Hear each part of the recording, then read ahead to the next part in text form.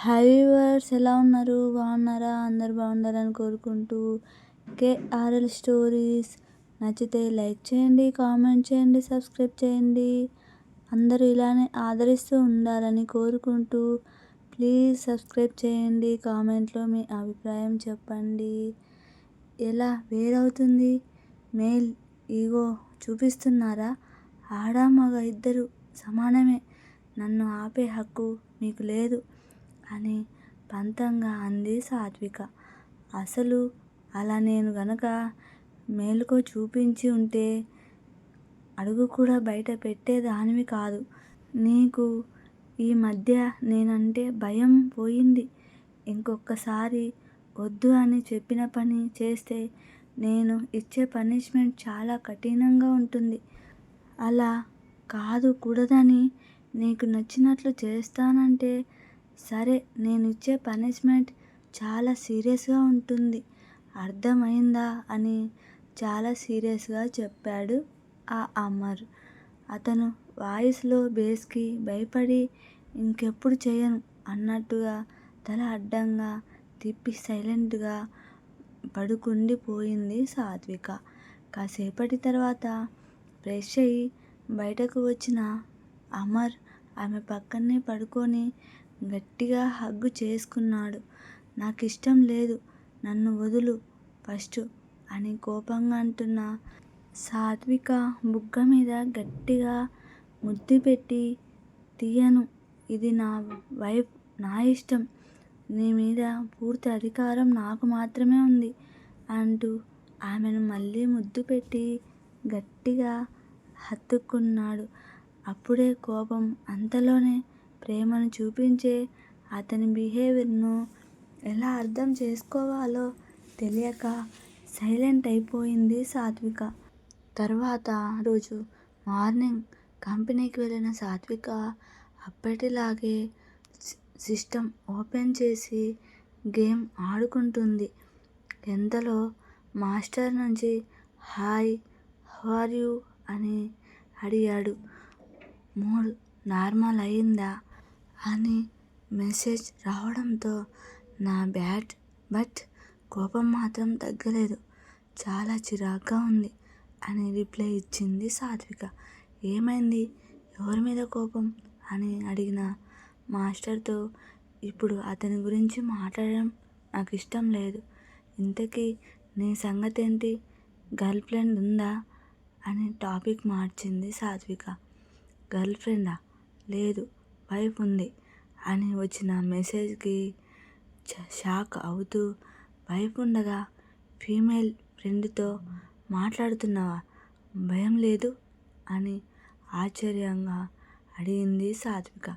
తప్పేముంది, ఆయన ఫ్రెండ్తో మాట్లాడడానికి భయం ఎందుకు? ముందు నీ గురించి చెప్పు, నీకు బాయ్ ఫ్రెండ్ ఉన్నాడా అని అడిగిన మాస్టర్ నాకు పెళ్ళయి 3 నెలలైంది అని రిప్లై ఇచ్చింది సాత్విక. అవునా, ఈ టైంలో మెసేజ్ చేస్తున్నావు కదా, మరి నీ హస్బెండ్ ఏమనకూడా అని అడిగిన మాస్టర్ అంటే మాత్రం నేను ఊరుకుంటానా ఏంటి? ఎప్పుడు చూసినా స్కూల్ మాస్టర్లా కంట్రోల్ చేస్తూనే ఉంటారు. నేనేమన్నా చిన్నపిల్లనా? ఏం చేయాలో ఏం చేయకూడదు నాకు ఆ మాత్రం తెలియదా? అన్నిటికీ కోపం చూపించి భయపెడతారు. రాను రాను అతని బిహేవియర్కు నాకు విసుగు వస్తుంది. ఒక్కసారి ఒంటరిగా అనిపిస్తుంది, కానీ తప్పదు కదా అని బదులిచ్చింది సాత్విక. అయితే ఇద్దరు బాతు పక్షులమే అన్నమాట. మనకున్న కామన్ పాయింట్లోని లెస్ అన్నాడు ఆ మాస్టర్. ఇంతలో సాత్విక మొబైల్కి ఒక మిస్టీరియస్ మెసేజ్ రావడంతో చాటింగ్లో అక్కడితోనే కట్ అయిపోయింది. ఒక అన్నోన్ నెంబర్ నుంచి వచ్చిన మెసేజ్ని చూసి షాక్ అయిన సాత్విక వెంటనే ఆ నెంబర్కి తిరిగి కాల్ చేసింది. కానీ అవుట్ ఆఫ్ కవరేజ్ ఏరియా అని రావడంతో చిరాగ్గా, అసలు ఇదంతా నిజమా కాదా, ఎలా తెలుసుకోవాలి అనే ఆలోచనలో మునిగిపోయింది సాత్విక. సేపటికి ఒక డిసిషన్కి వచ్చిన సాత్విక అమర్కి కాల్ చేసి, నేను ఈరోజు కంపెనీ నుంచి డైరెక్టుగా మా నాన్నగారి ఇంటికి వెళ్తున్నాను అని చెప్పింది. ఓకే, నేను కూడా వస్తాను అన్న అమర్ను ఆపుతూ, అక్కడికి నువ్వెందుకు? నేను మా నాన్నతో ఒంటరిగా గడపాలి అనుకున్నాను. నువ్వు ప్యాలెస్కి వెళ్ళిపో అని రిప్లై ఇచ్చింది సాత్విక. ఏమైంది నీకు? ఏమైనా ప్రాబ్లమా అని అడిగిన అమర్తో, అలాంటిదేమీ లేదు, కొంచెం దిగులుగా ఉంది. అక్కడికి వెళితే సెట్ అవుతుంది. ఉంటాను, బాయ్ అని కాల్ కట్ చేసింది సాత్విక. ఆ రోజంతా కావ్యతో కూడా మాట్లాడకుండా సైలెంట్గా క్యాబిన్లోనే గేమ్ ఆడుకుంటూ సాయంత్రం ఎప్పుడు అవుతుంది అని చిరాగ్గా వెయిట్ చేసింది సాత్విక. ఈవినింగ్ కంపెనీ నుంచి బయటకి వచ్చేసరికి పార్కింగ్లో అమర్ కార్ కనిపించడంతో కోపంగా కార్ దగ్గరికి వెళ్ళి గ్లాస్ మీద నాక్ చేసింది సాత్విక. వెంటనే డోర్ ఓపెన్ చేసిన అమర్ వైపు కోపంగా చూస్తూ, నేను మా ఇంటికి వెళ్తున్నాను అని చెప్పాను కదా, ఎందుకు వచ్చావు అని అరుస్తున్న ఆమెని ఫాస్ట్గా మీ దగ్గరికి లాక్కొని, ఎందుకలా కారం తిన్న కాకిలాగా అరుస్తున్నావు? నేనేం నీతో రావట్లేదు, జస్ట్ డ్రాప్ చేసి వెళ్ళిపోతాను అని చెప్పాడు. ఓకే, అలాగైతే ఓకే, కానీ మళ్ళీ అక్కడికి వెళ్ళాక మాట మార్చరు అంటే అస్సలు ఊరుకోను అంటున్న ఆమెను అయితే కోపంగా చూస్తూ కారు స్టార్ట్ చేయమన్నాడు అమర్. కాసేపటికి కృష్ణ ఇంటికి రీచ్ అవ్వడంతో సాత్విక లోపలికి వెళ్తూ, బాయ్ అమర్, జాగ్రత్త, ప్యాలెస్కి వెళ్ళిపో, నేను రేపు ఉదయం ఇక్కడ నుంచి కంపెనీకి వెళ్ళిపోతాను అని బాయ్ చెప్పింది సాత్విక. కనీసం ఫార్మాలిటీ కూడా లోపలికి రమ్మని కూడా ఇన్వైట్ చేయలేదు.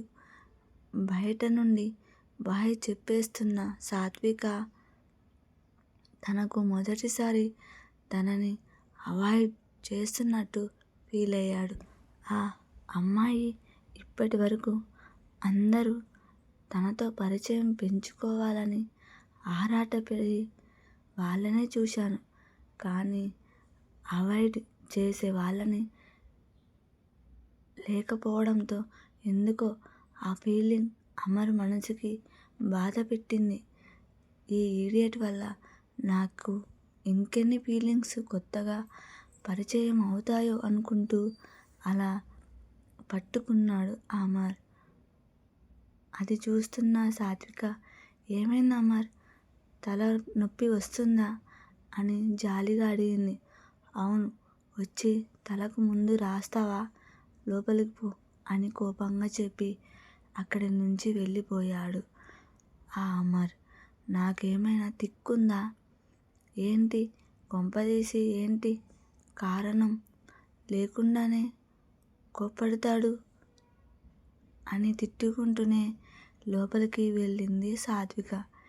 మెయిన్ డోర్ ఎంట్రన్స్లోనే ఉన్న తండ్రి ఫోటోను చూసి ఎమోషనల్ అవుతూ, చిన్నప్పటి నుంచి నన్ను ఎప్పుడు పట్టించుకోలేదని కోపంగా ఉండేదాన్ని, కానీ నువ్వు వెళ్ళిపోయాకే నీ మీద ఉన్న ప్రేమ తెలిసింది అని కన్నీళ్ళు పెట్టుకుంటూ అక్కడే నుంచొని పోయింది సాత్విక. అప్పుడే ఆమెను చూసిన మెయిల్ పరుగున వచ్చి, నమస్తే మేడం, మీరు వచ్చి ఎంతసేపు అయింది? మెయిల్ అన్న అడిగింది. ఇప్పుడే వచ్చాను. నేను ఇల్లంతా చూస్తూ, గుడ్, బాగానే మెయింటైన్ చేస్తున్నావు.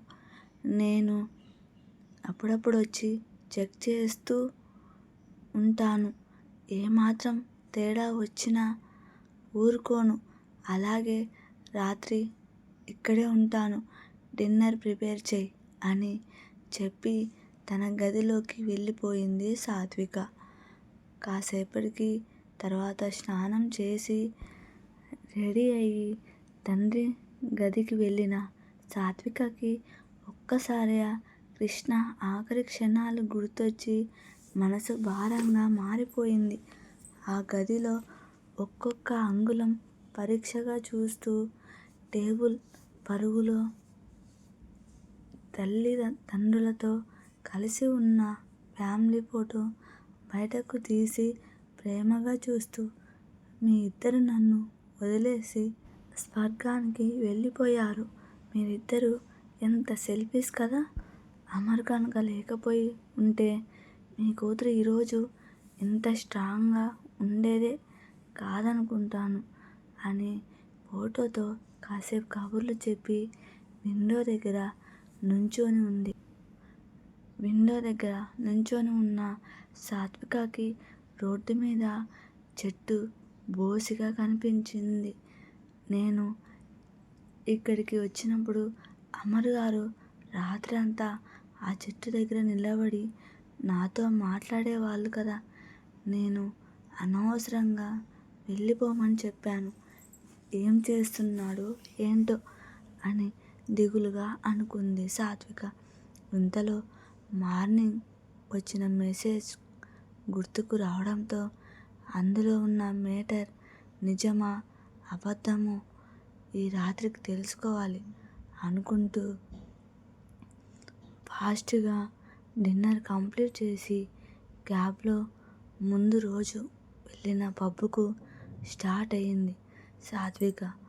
పబ్ ఎంట్రన్స్ ముందు నుంచొని నిన్న ఇక్కడే ఆ మల్లేశ్వరి శ్రావణి చూశాను. బహుశా ఈరోజు కూడా ఇక్కడే ఉండొచ్చు.